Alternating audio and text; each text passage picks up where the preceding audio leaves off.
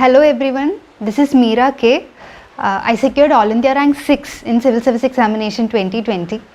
I am from Thrissur, which is part of Central Kerala. I did my graduation in Mechanical Engineering from Government Engineering College, Thrissur. Thereafter, I worked with L&T Technology Services for a year, which I quit in 2017 December to start preparing for civil services. My family consists of my father, my mother and my younger sister.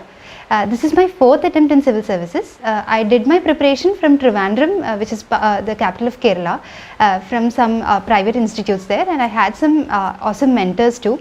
And Delhi Knowledge Track has been very instrumental in my preparation because I got to hear the first-hand experience of many toppers, especially for the interview program, and it has helped me a lot. So I am very grateful for sharing my experience with the viewers of DKT. Now coming to my preparation strategy, before discussing individual strategies for prelims, mains and interview, there are certain things which are common for all the different parts of this examination. The basic fundamentals of this examination lies with the NCERTs and the current affairs.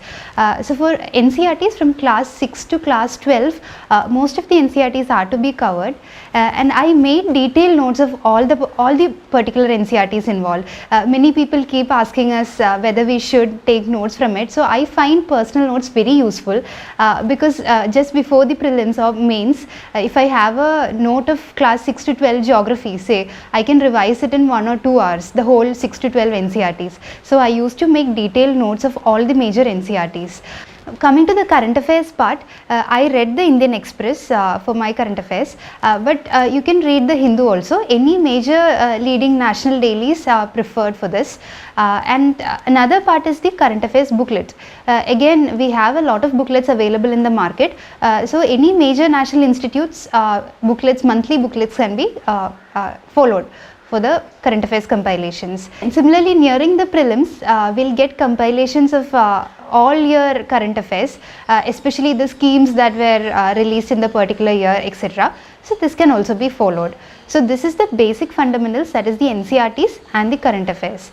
Now we have to deal with a lot of specific standard textbooks. For example, for history we'll use Spectrum, for polity Lakshmikant, and for environment Shankar IAS environment booklet was what I used, and for economics I used Shankar Ganesh. So the basic textbooks can also be covered. I didn't have any particular strategy for science and tech and other small bits and pieces of topics for prelims and mains, etc. So this I'll be covering in detail in the coming individual sessions. I am from Delhi. I have graduated from Sri Ram College of Commerce in 2019. And I enrolled in the Dreams 400 scholarship of Lukman IAS, in which I studied GS in 2019-2020 batch, and I studied all the subjects, polity, economics, ethics, and the faculty here, Ansari sir and Lakshmikant sir and other teachers as well. They are all very good, and they are very motivating as well as encouraging. So yes, it has been a very important part of my UPSC journey, being associated with Lukman IAS, and rest is that thank you so much. I would thank Ansari sir for his constant guidance, starting from the prelims phase till the interview phase, and that's it from my side. Thank you. Coming to my prelim strategy, again for prelims there are two parts. One is the static subjects and the current affairs. Again for the static, as I mentioned earlier, my primary resources were the NCERTs and the standard textbooks like Spectrum, Lakshmikant, etc. I didn't take any notes out of Spectrum or Lakshmikant. This I used to revise 2 or 3 times just before the prelims. Similarly, I used to refer to the static part of the current affairs. For example, let's say there is some parliamentary session happening and some news related to 0 hour is there in news. I used to refer to the basic funda behind all these happenings. So the static part of the dynamic current affairs again I think is very important in dealing with prelims and mains also. Now coming to the question papers, I did some 50 to 60 question papers just before the prelims, the 2 months preceding the prelims. I learned this from one of my seniors that if you do 10,000 questions, that is 100 question papers, you'll easily crack the prelims. So this year I tried it and it worked for me. I even cleared the Forest Service cutoff.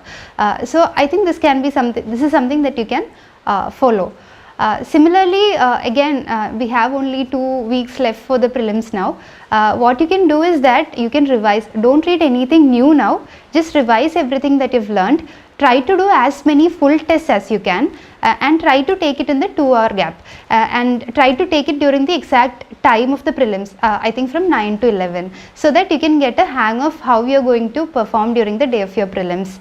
During your prelims, just make sure that the previous day you have all your hall tickets, your pen, your ID card, everything ready, and you reach the venue at least some 15-20 minutes before time. You eat a good breakfast and you have enough water with you. Just make sure that you are very relaxed and trust your preparation. You have worked so hard for this. I think the key to prelims is that you must be confident. If you have some doubt in your mind whether you will clear it or not, there are high chances that you might not clear it. This is from my own personal experience, because in 2018 I went for the interview and 2019 I missed the prelims by 1 mark. This happened because I was very anxious that I might not clear prelims this time. So just be confident and make sure that you read the question very well, you read the options very well and try to eliminate it and try to work it out. And another thing I think is very important for prelims is that trust your common sense. Do not try to connect it with some random things that you have read but you have not revised. So there might be some things which might look familiar but might be wrong in your head. So don't try to recall something which you have read some few years back. Just make sure that you are applying your common sense, and some 40% of prelims can be answered using basic commonsensical understanding, especially from the science and technology and from the current affairs part. So these are certain things that you have to take care for your prelims. Now coming to the main strategy, again my optional was sociology. For the sociology part, I think we'll have a separate session. In detail I'll let you know. Coming to the GS part, for GS1 what I did was for the basic history, again NCERTs and standard textbooks like Spectrum was my major resource. For world history, especially the NCERT was helpful, and for geography, again the only source that I used was NCERTs, and I also used to refer to the current affairs. For example, because cyclones and flooding and especially the disaster related part of geography was very prominent, I used to refer to a lot of online resources to understand how these kind of incidences happen, etc., which are not very clearly given in the NCERTs. But other than that, I didn't use any major resource for geography. One important site which I find very useful is the PMF IAS site, Poor Man's Friend IAS. Their videos were really helpful in understanding conceptual part of the geography. Now coming to the society part, I didn't put any extra effort for society because my optional was sociology, but those who are not having sociology as optional, I would say just read the sociology NCERTs, especially about the Indian sociology. You don't have to read any theory or any thinker perspectives and all, you don't have to do it. Just read the basic NCERTs and just make notes out of current affairs that are related to sociology. For example, society in general, for example on poverty, regionalism, etc. Whenever such issues come or whenever some examples of these issues come in the newspaper, just make sure you are noting it down. So this was my strategy for GS1. And now coming to GS2, the static part, especially the polity part, I used Lakshmikant as my primary resource. I also used to refer to bare constitution to understand how exactly it is written in the constitution. Coming to the governance part and the developmental part of the GS2, I used to make notes for each and every word mentioned in the mains syllabus. So syllabus was my primary pointer and guiding factor, and every keyword that is mentioned, for example governance related, good governance, or any particular word that is mentioned, I used to have a 2 to 3 page note so that I can make a 3-page answer out of it. And I also used to collect examples from the newspapers. So these were 2 things I did in GS2.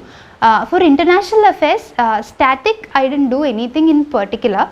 The current affairs, everything was covered through the compilation materials as well as newspaper. So these 2 were my primary resources.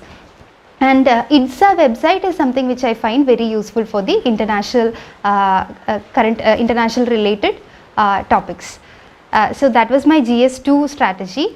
Now coming to GS3, again it's a very dynamic topic, too many areas and you do not find everything in a single resource.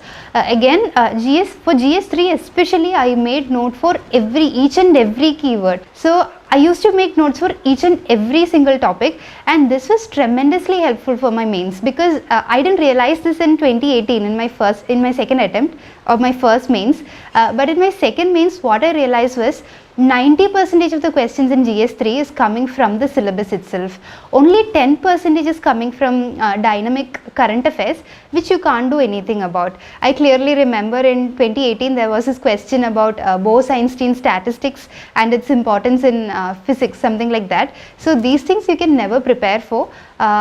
Some current affair reference might be there, but you might never prepare for it. So that is something you can't do anything about. But 90% of the GS3 can be covered if you make detailed notes out of each and every syllabus keyword.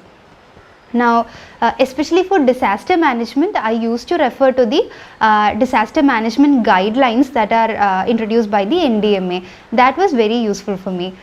For the agriculture sector, etc., I did a very dynamic preparation. I used to refer to a lot of materials, a lot of Googling. Google was my primary resource. For static economic part, I did from Shankar Ganesh, and my class notes, I took classes from a private coaching institute in Trivandrum, so the notes were tremendously helpful. For GS4, again in my first attempt, I got a very good score in GS4. I hadn't done a lot of preparation, but I think the basic understanding of the concepts mentioned in syllabus is very important. For example, the thing about GS4 is that everything is very familiar to you, so you might not feel like studying. But when they ask you to write a 2-page answer about emotional intelligence, in that pressure situation, you might not be able to make it out. So I think understanding the basic keywords in the syllabus, especially the first few topics up to the thinkers and philosophers of ethics, these things you can cover using your basic standard textbooks. I used to refer to lexicon for GS4. Now another very interesting and dynamic part of GS4 is the case studies. One thing you can do is try to solve as many case studies as you can. I didn't follow a particular stakeholders, values, that standard approach that's mentioned. I didn't follow it in every case study. In some case studies I mentioned it, but I changed my answer writing pattern according to the demand of the case study. And the thing with ethics is that because it's comparatively long paper, there are more number of questions compared to the other GS 1, 2 and 3, and you have to write more in a more dynamic manner. Completing the question paper is very difficult, so try to do or work out at least 2 to 3 GS4 answers before you approach the mains. Another part of mains is that we all know we all use the same materials. Whatever I say, everything will be familiar to you. But one important part of mains is how you present your answers. Everyone gets the same question, but not everyone writes the same answers in mains. This is what I found makes a difference in your score. So what you can do is that break down the mains answer writing into different parts. So the major part of your mains answer writing is how you comprehend the question and how you understand the demand of the question. So if you have understood the demand of the question, some 70% of your work in answer writing is done. So try to, what I used to do was, you might not be able to write answers every day. So what you can do is take questions and try to brainstorm. So this might be the demand of the question. So if this question comes in mains, I will write these points. So this you have to, this is something that you have to do very quickly. You will get some 10 to 20 seconds to think about an answer, and then you have to present it. So try to improve your thinking speed by using these brainstorming exercises. So this can be done whenever you are taking a break from your studies. You can take some random question, and if you have some answer key for it, it'll be very helpful for you, because you can again check whether your thought process is right. And if you have a peer group, then it will be wonderful if you can do it with your friends. So this is something which I used to do. Another thing about answer writing is how you present your answer. I'm not talking about your handwriting or how calligraphically you can write and all. Your answer should be neat, presentable and legible.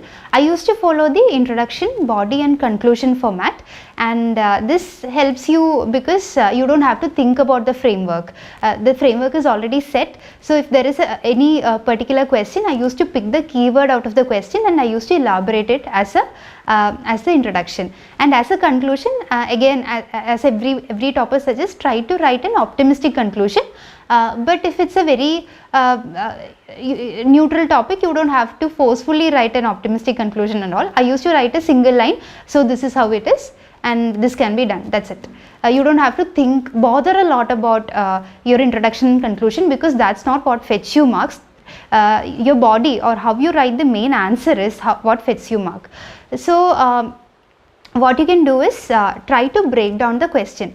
Every question in mains has some 2 or 3 parts to be written. For example, you will have to, if it's a particular issue based question, you will have to see what is the issue, you have to elaborate it, you have to supplement it with things from the current affairs, and then you have to maybe write a way forward or how to solve it, or maybe you have to write something else about it. So you have to break down the question into subheadings and then present your answer. This is something which I found very useful.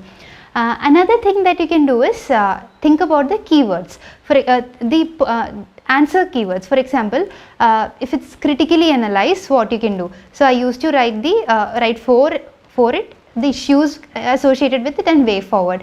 Similarly, I used to follow a more or less similar strategy for examine, discuss, and analyze kind of questions, but for elucidate or evaluate etc., I used to follow a different kind of format. So this is something which you can think about, and again, there is absolutely no set way of writing an answer.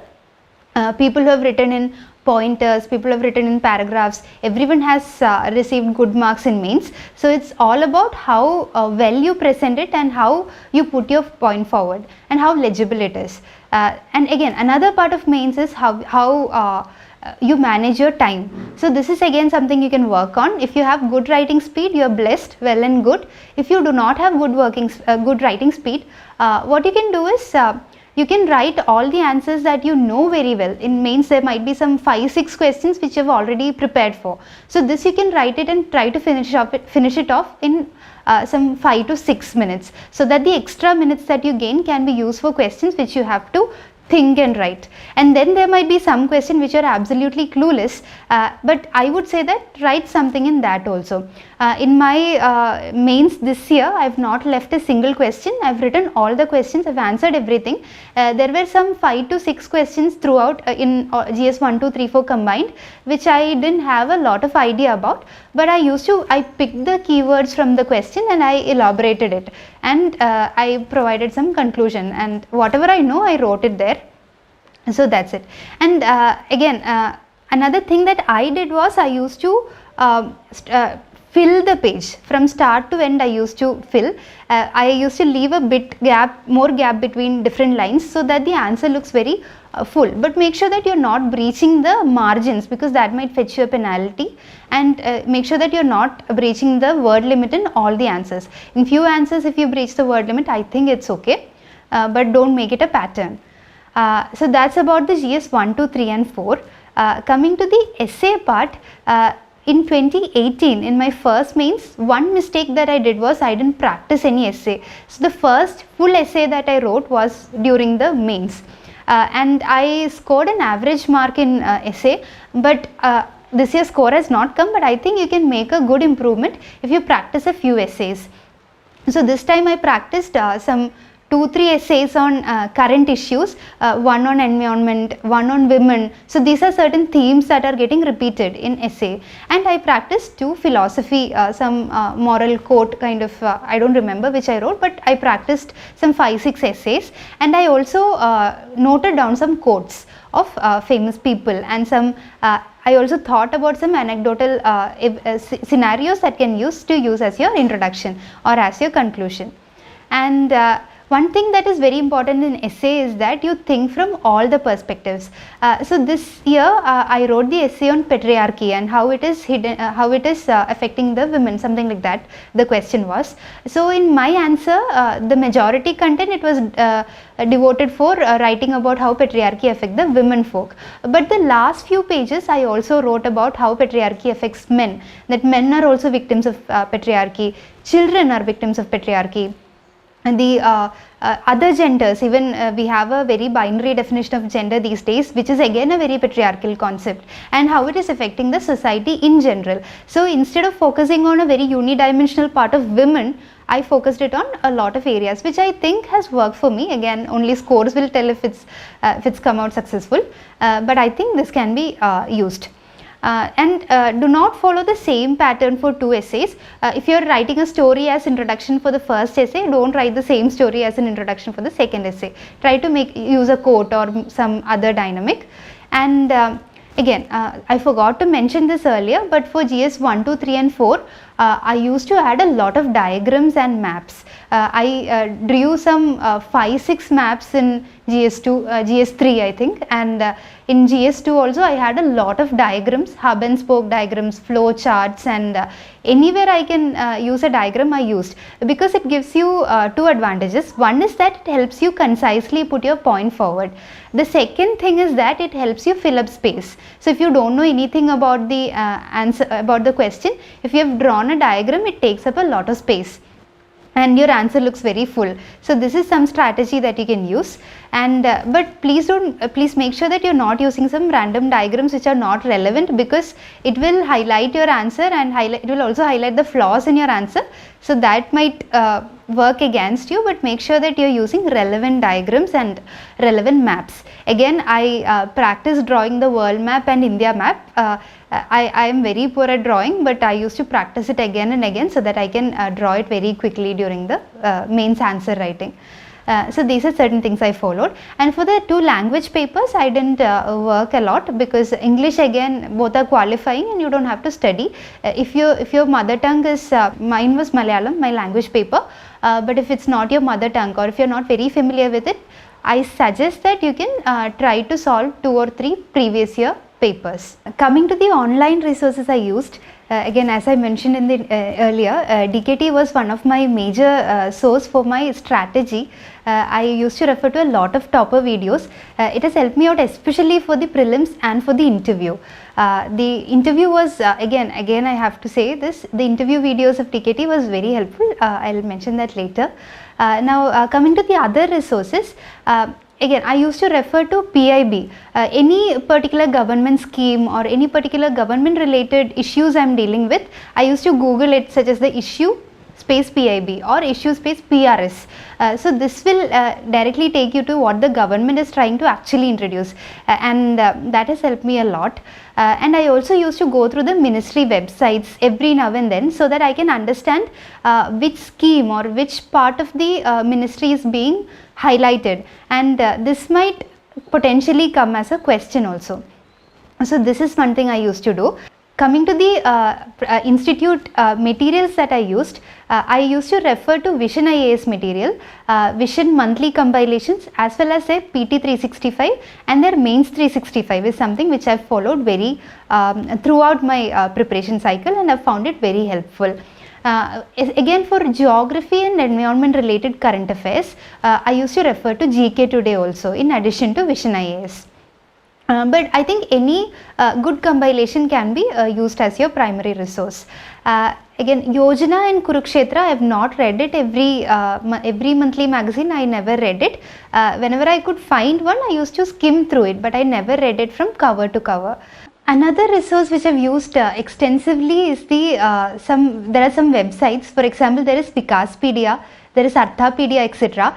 This has been tremendously helpful for topics that are related to GS3.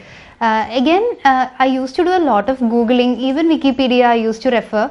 You don't have to read the whole thing and all, just take what you need, make note out of it and forget it. You don't have to go back to the site again.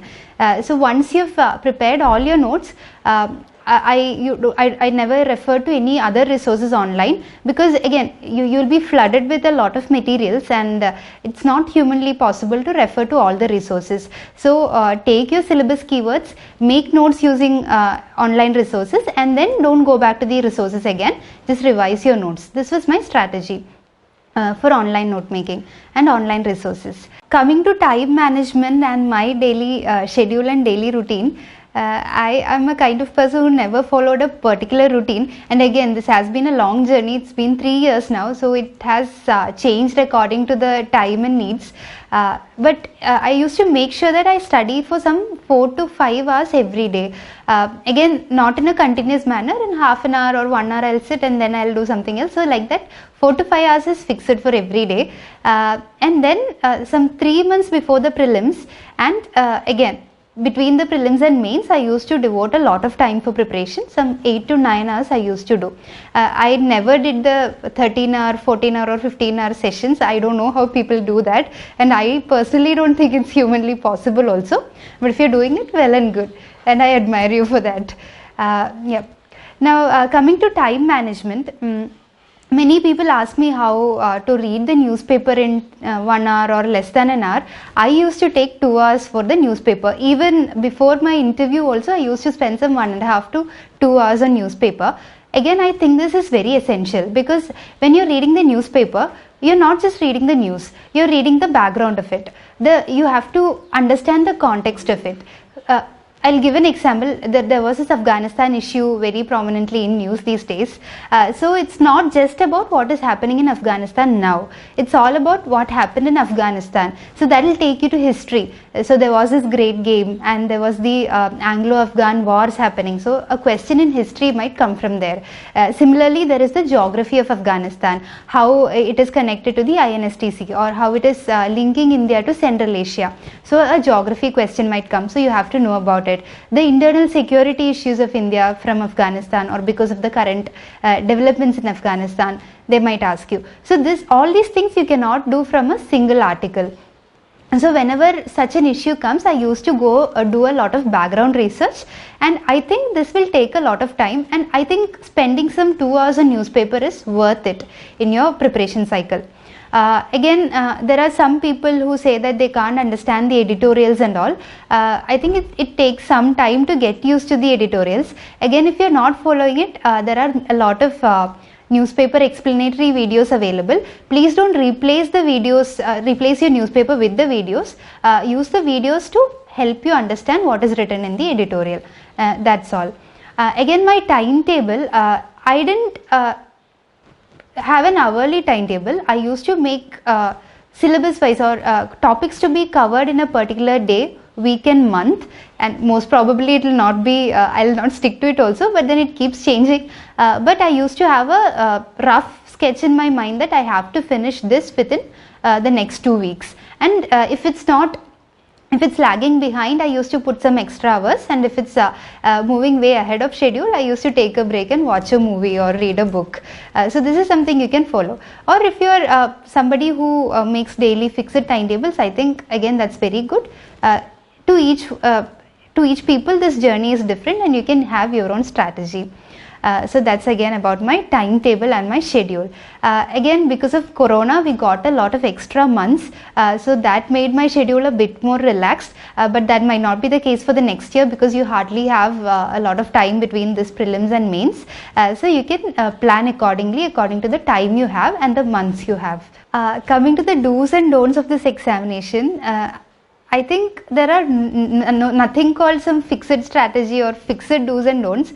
What might work for some person might not work for the others. So you have to figure it out what works for you. But in general, I think the major do is that you have to understand your syllabus, you have to understand the examination pattern, and you have to have your own strategy. Please do not blindly follow any topper strategy or any particular faculty or any mentor, because everyone is talking from their perspective. You are the one who knows you the best. So you understand your strengths, weaknesses, and wherever you are lacking or wherever you have an edge, and plan or make your own strategy accordingly. And I think this is the biggest do. And do read the newspapers, the basic NCERTs, and cover all the standard materials available. Coming to the biggest don't, I think don't take this examination very lightly, or any stage of this examination lightly. For example, I've seen people taking the essay paper or the language paper lightly, and I've seen people taking the CSAT paper lightly. And I've seen a lot of tragedies happening because of that. And even I am a victim of these things, because in my 2018 I took the interview very lightly. I thought that I can say I don't know if I don't know something, and I can come out unharmed. But then what happened inside the interview hall was something totally different. So please don't take any stage of this examination lightly. Give it a lot of respect and give it its due time, and always be humble before this examination, because if you're humble and if you're respecting the system and the process, I think it will reward you. So that is one thing. And another don't is that don't follow anybody blindly, because again, any strategy videos or any sessions that you have, it is completely from a very different perspective and very different, it is coming from a very different place. You might not be there, you might be a working aspirant, you might be a mother or a father, or you might be having different challenges and different opportunities. So make sure that you understand your situation very well and mold and create your own strategy. Coming to my interview strategy, I've given 2 interviews. My first interview was in the 2018 examination, and that interview I scored an average mark. I scored 165.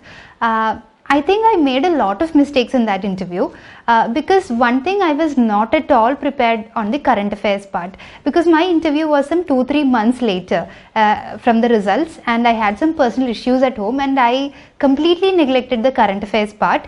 And when I went to the interview board, the board was very cordial, but they kept asking me some issues from current affairs, and I couldn't answer anything. And no matter how prepared you're there to say I don't know, if you keep on saying I don't know, it might reduce your confidence and it might affect your performance. And I think that was an issue in my first interview. Another issue was that I didn't think a lot when I was filling the DAF. I was very eager to show my achievements, and I was very eager to project myself as a very dynamic and a very vibrant person, that I kept on adding a lot of hobbies and a lot of achievements. And in the end, I couldn't cover everything very well, or I couldn't give each and every topic the respect that it deserves. So this time, what I made a change in my interview preparation was the DAF. I kept it very light. I didn't add a lot of hobbies. I just kept 2 major hobbies, and I kept only 1 or 2 of my achievements and positions held. I didn't fill the page, so that it was very easy for me to prepare on these topics. And I extensively researched, and I extensively worked on my DAF, and I contacted the people associated with the organizations mentioned in my DAF. I went to the ministry websites, and I made a very thorough research about my background and about the place, the district I come from, my state, etc. So this is something that I did differently for this year's interview. And the current affairs, this time I made sure that I read the newspaper thoroughly to the day of the interview. The morning I woke up I had my interview in the morning session, so I woke up at 6 o'clock. I read the e-paper, and then I went for the interview. So I think this gave me a lot of confidence. I don't know if my marks will be better this time, I'm not sure, but then my experience, or my own gut feeling, or my overall analysis of the interview is that it's much better than the first interview that I gave. Coming to some interesting questions that was asked, in my 2018 interview I had a lot of interesting questions, maybe because I had one of my hobbies as quizzing. They asked me how many nautical miles are there from Andaman and Nicobar Islands to the nearest international sea route, and could you tell us some countries that has the word Guinea in it, and could you tell me the capitals of it, and a lot of factual questions like this came, and I answered it with I don't know. I kept on saying I don't know. I think they were trying to put me in a spot, or they were trying to pressure me, and I think it worked. So I don't think it makes any difference to them if you know the capital of Papua New Guinea or not. But if you're getting stressed, and if it's reflecting on your approach to the question, then that might act negatively against you. So this is something you can be very careful. This interview, my interview was a very cordial experience. I think UPSC has made all the interview. I have never heard anyone having a stress interview this time, maybe because of the corona pandemic and the difficulties that we faced.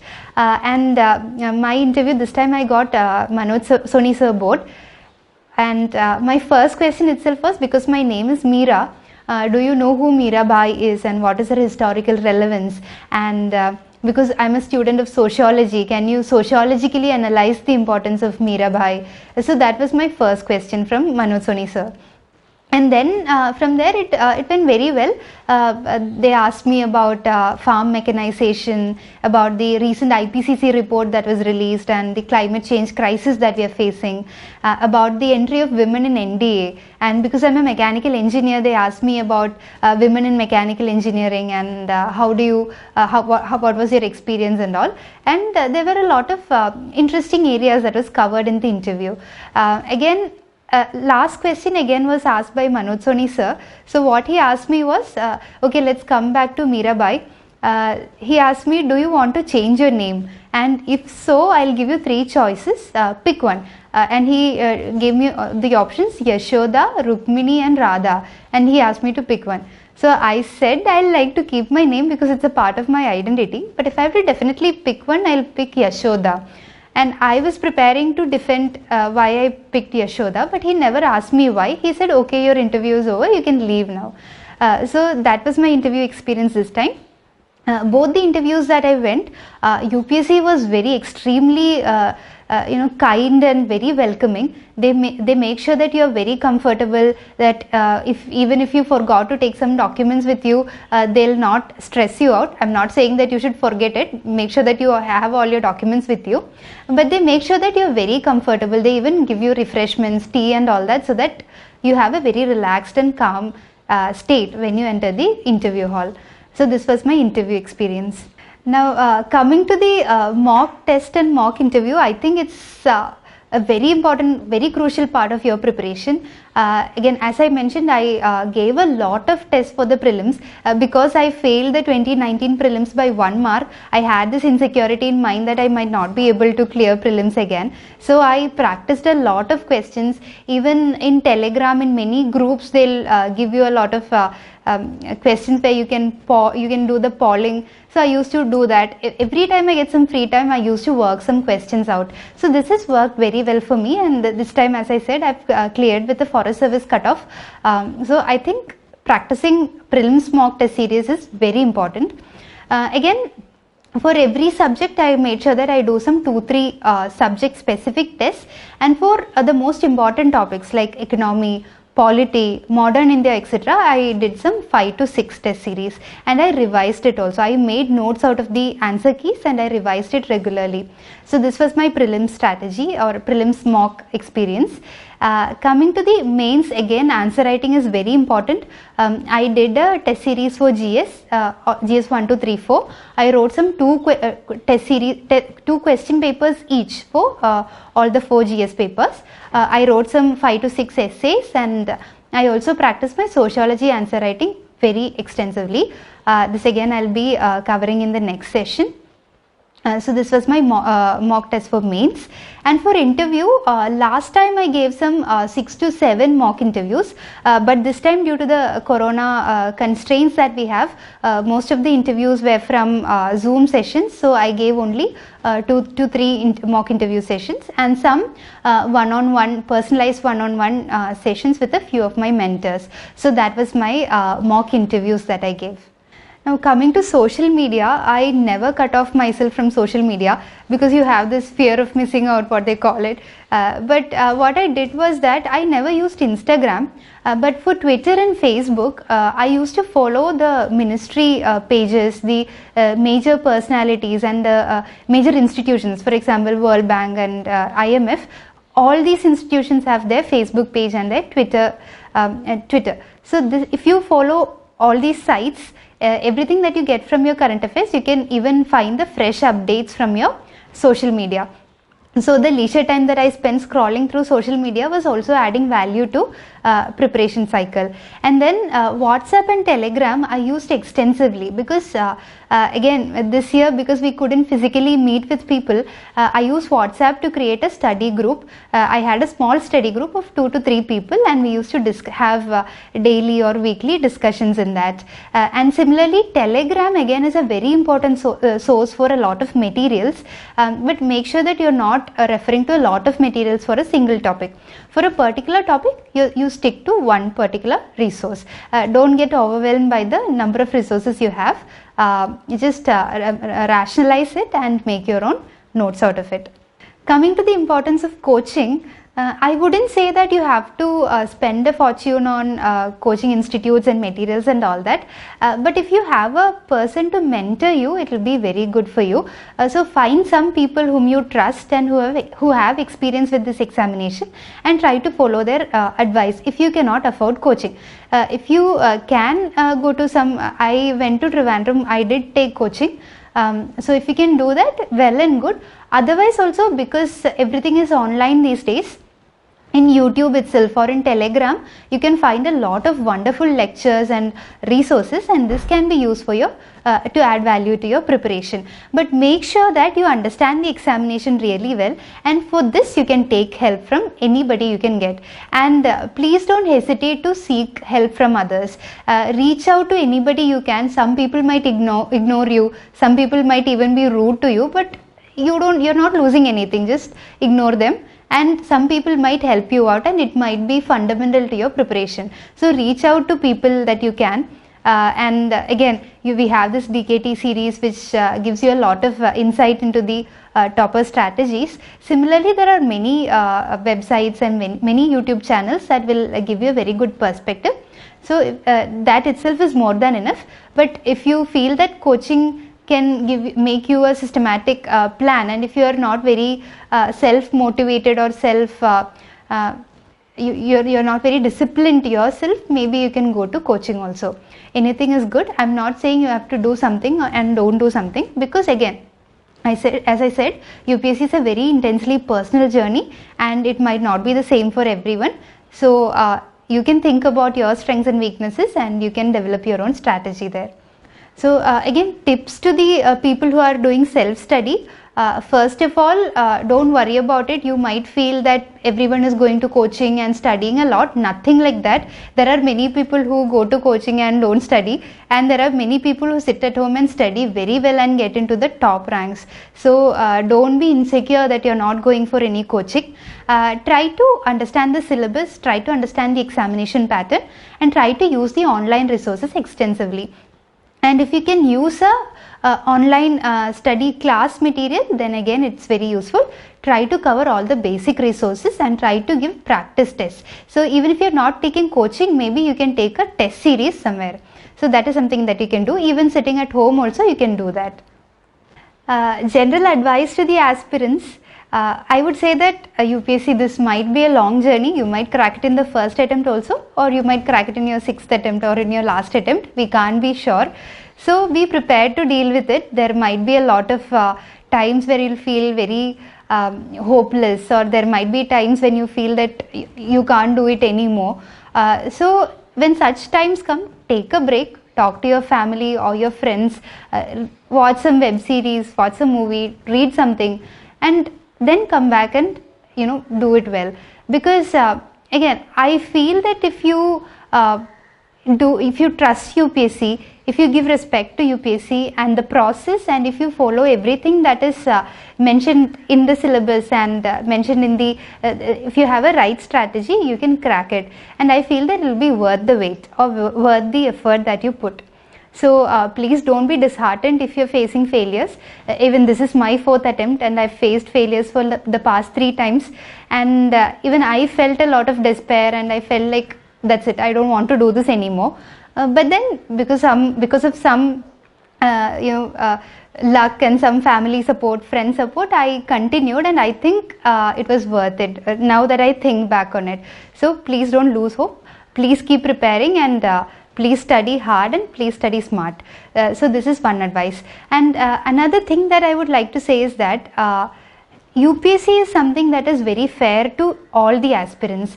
There are people who say that UPSC is unpredictable, or that the scoring pattern is not transparent. You don't know what is happening in the interview hall, or you don't know what is happening in the answer writing, answer correction, etc. But one thing you have to understand is this uncertainty is common for everyone. It's not like it's transparent for some people and opaque for some others. So everyone is facing the same set of uncertainties, and that makes everyone equal. So you don't have to worry about it. Trust the system. Understand that if you have put the threshold effort, I feel that there is a threshold. If you put effort above that, you'll definitely clear it. Coming to my experience with Delhi Knowledge Track, it has been a very good experience. As I said continuously throughout this session, I have used this material extensively. I have referred to a lot of topper strategy videos, and again, whenever there are two ways in which these help me. One is to help me streamline my preparation, help with my strategy and my answer writing, etc. Other than this, whenever you refer to the toppers and they talk about their journey, about clearing it in the, again as I said, clearing it after a lot of failures, it gave me a lot of hope that I can also do this one day, or even if I'm failing now, I can clear it again later. So it gave me a lot of self-confidence, and it boosted my preparation. So I would like to thank DKT for that. So that's all about my session, about my basic preparation strategy and all. I think I've covered everything in this session. I might have missed out some few points, but I think if you comprehensively refer to other toppers videos also, you'll get a lot of insights. And I would like to take this opportunity to congratulate all the people who made it into the list this time, and to the people who missed out this time, again I would say please don't lose hope. I've been in your situation. I've faced failures at different stages of this examination, and I'm sure that you will bounce back and clear it in the coming attempts. I would like to thank DKT for giving me this opportunity to talk to you all. Thanks for watching. Thank you so much.